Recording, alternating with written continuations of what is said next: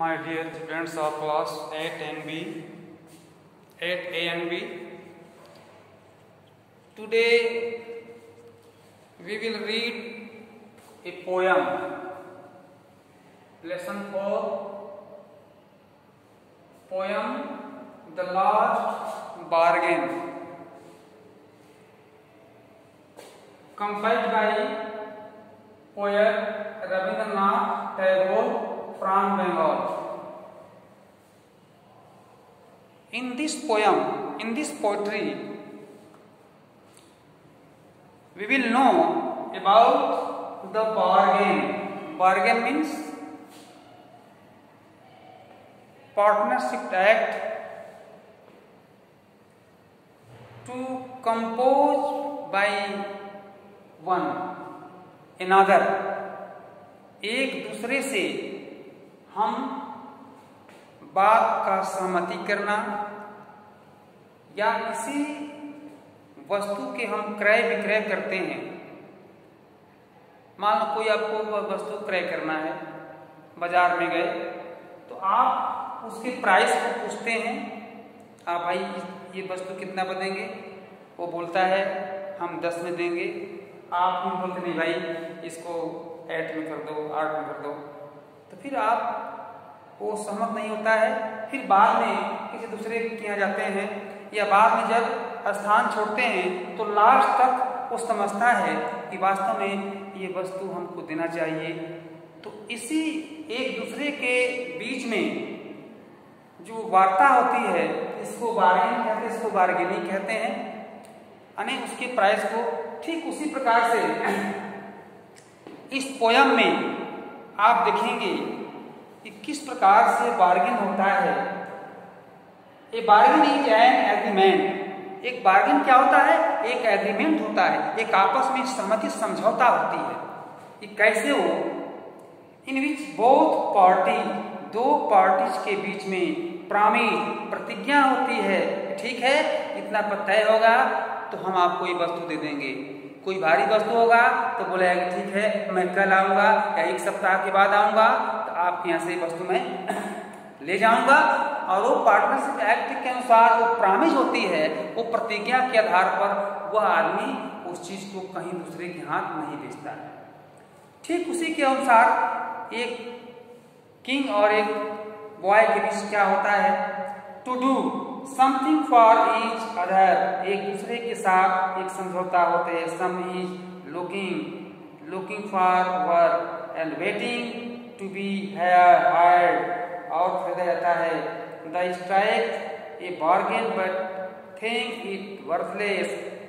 He tries twice again but does not like either. Finally in the last bargain when he is hired for nothing, whatever he is happy as never before. What is the bargain and why is the best? अब देखो last में वो आदमी bargain करते करते फिर the poet draws our attention that at last the poet reached a boy who is playing, वो खेल रहा है और वहां से अनुभव करता है कि अब बीच में कोई बार्गेनिंग नहीं, ये खेलने जैसा मुक्त जैसा ये आनंद बेस्ट कुछ नहीं हो सकता अंत में। तो इस प्रकार से वह जो है आप देख रहे हैं साइन चित्र में, कम एंड हायर मी। एक बार क्या करता है एक आदमी? बोलता है कम आओ एंड हायर मी, मुझको खरीदो या मुझको जीतो। ठीक है। आई क्राई, मैं रोता हूँ। वाइल इन द मॉर्निंग, मैं वास्तव में crying while in the morning, प्रातः काल में जब मैं क्राई चिल्लाता हूँ। I was walking on the stone paved road, और जब मैं एक स्टोन पेव्ड रोड, एक सड़क पर जो पत्थर लिए हुई मैं जब वहाँ पर वॉकिंग करता हूँ, दौड़ता था। आई सोड in hand the king came in his chariot. तो क्या हुआ? एक राजा अपने हाथ में तलवार लिए हुए चैरियट रथ पर चढ़े हुए आता है। He held my hand and said, वो मेरे हाथ को उठाता है और मुझसे कहता है I will hear you with my power. तो राजा के पास माइट होता है, पावर होता है, कैपेसिटी होता है, तो वो अपनी पावर से कहता है कि मैं तुमको खरीदूंगा, अर्थात तुमको मैं तुम्हारे साथ मैं इस प्रकार से हायर करूंगा अपनी पावर शक्ति से। But his power counted for not, लेकिन उसका पावर जो है वो बेकार चलाया जाता है। And he went away in his chariot, और क्या करता है कि वो बालक उसके द्वारा नहीं बिकता है, अर्थात वो नहीं उसके बचाव में आता है, वह जो है राजा फिर लौट जाता है। In the heat of the midday, सूर्य के पूरे प्रकाश रूपी तापमान में दिन के, house stood with shut doors, जबकि दरवाजा बंद था उसमें से। उसके बाद से क्या होता है कि I wandered along the crop along, जबकि मैं देखता हूँ कि कोई जो है क्रोप एलॉन्ग लान पर जो है कोई ऐसे बूढ़े आदमी का आगमन होता है। An old man came out with his bag of gold, अपने साथ एक सोने का बैग लिए आता है। और an old man came, he pondered and said, वह मुझको भी इस प्रकार से बहकाव में लाना चाहता है कि मैं बिक जाऊं, मैं उसकी बात में आ जाऊं। परंतु I will hire you with my money, कहता है आई विल हायर, हायर मैंने होता है खरीदना, तय करना। आई विल हायर, मैं तुम खरीदूंगा, विथ माई मनी, अपने मैं इन रुपयों से, अर्थात ये जो उसके पास सोने का चीज था। He weighted his coins one by one, वो अपने कॉइन्स को 1 by 1 दिखाया और दिख रहा था, इसके द्वारा मुझको वो बहकाना चाहा। बट आई टॉर्ड अवे, लेकिन मैं उसके बहकावे में नहीं आने वाला। इट वाज इवनिंग, यह संध्या का समय था, संध्या के समय। The garden has was L all flower, बगीचों में ये फूल पौधे खिले हुए थे। द फेयर मैड, आप देखो the fair mad, fair mean सुंदर, जैसे हम रब करते हैं, फेयर करते हैं, ये फेयर में सुंदर भी होता है, ब्यूटीफुल होता है।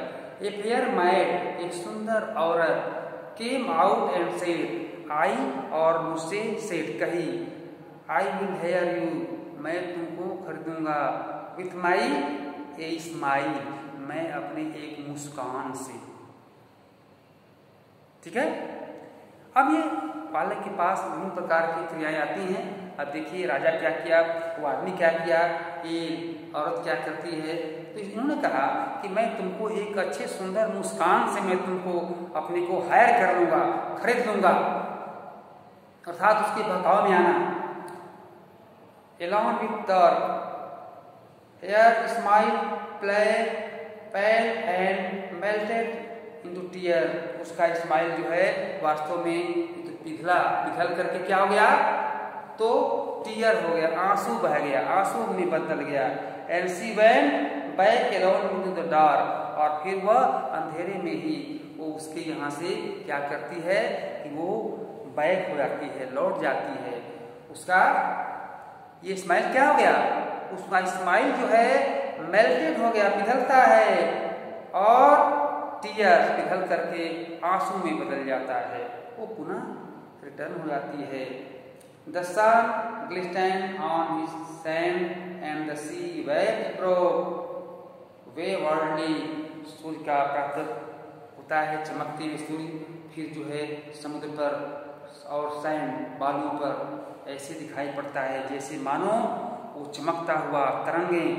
And a child said playing with cell, एक बालक जो आप देख रहे हैं वो अपने कुछ साथ में लिए हुए प्ले खेल रहा है, और खेलते खेलते he raised his head and seemed to know me and said, वह खेलते खेलते मुझको देखता है, किसको, the poet said, कवि कहता है कि मुझको देखता है, खेलते हुए मुझको देखा।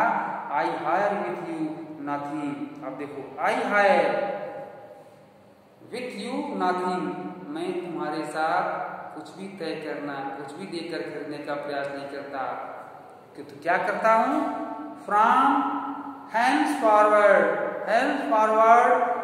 the bargain stuck in child's play made me a free man. आप देखो, ये कवि कहता है उस बालक का खेलना, hands forward, that bargain, उसके बीच में जो बार्गेन होता है, तय होता है, जो प्रॉमिस होती है, वह स्टॉप इन चाइल्ड्स प्ले, वो उनके माइंड में इस प्रकार के स्ट्रक करता है, ये चाइल्ड्स प्ले, जैसे कि एक बच्चे का जो खेल वो खेल रहा है, अर्थात बच्चा खेल रहा है, मेड मी ए फ्री मैन, मुझको एक फ्री मैन बना दिया। किस लिए बना दिया?